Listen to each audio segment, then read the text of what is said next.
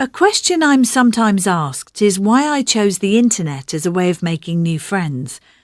Well, most people are surrounded by colleagues or fellow students or whoever, and they naturally tend to form friendships within that group. But for someone like me, whose job means I'm alone most of the time, that obviously doesn't happen. And that's particularly the case now I'm living in a cottage in a remote part of the countryside. I remember thinking when I first saw the place that there couldn't be a town within 50 kilometres.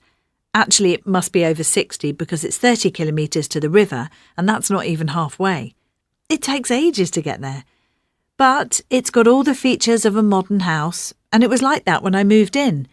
It had all the basics like water and electricity, and there was already a surprisingly good mobile phone signal, but I did have to have an internet connection installed. That works well, it's very fast and reliable, and I soon decided to use it to find a new friend. I wasn't interested in dating, and I'd thought of putting my details on a social networking site like Facebook. But in the end, I went for a friendship one because I was only really looking for 1 or 2 friends. When I registered, I had to say what kind of person I was looking for in terms of their interests, so I mentioned my work, but it was never really my aim to meet another painter because that might restrict the conversation to art, which I didn't want. Instead, I gave walking as my favourite hobby and said I hoped it would be a shared interest.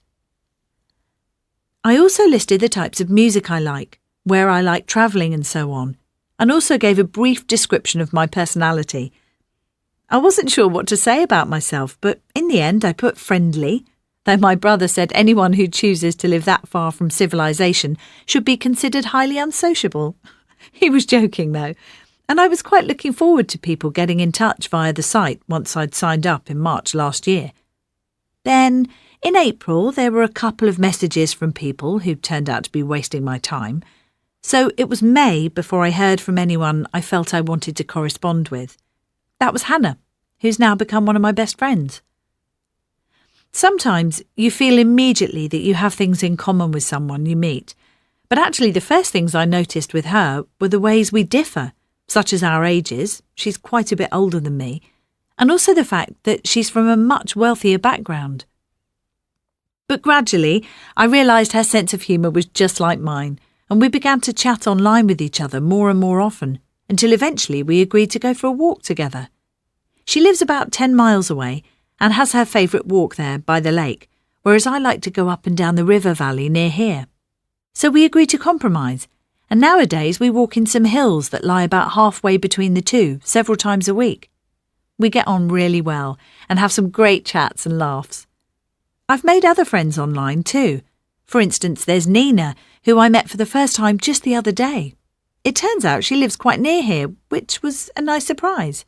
She's actually a farmer these days, after some years working as a company lawyer in the city. She much prefers the country life, and I must say, so do I.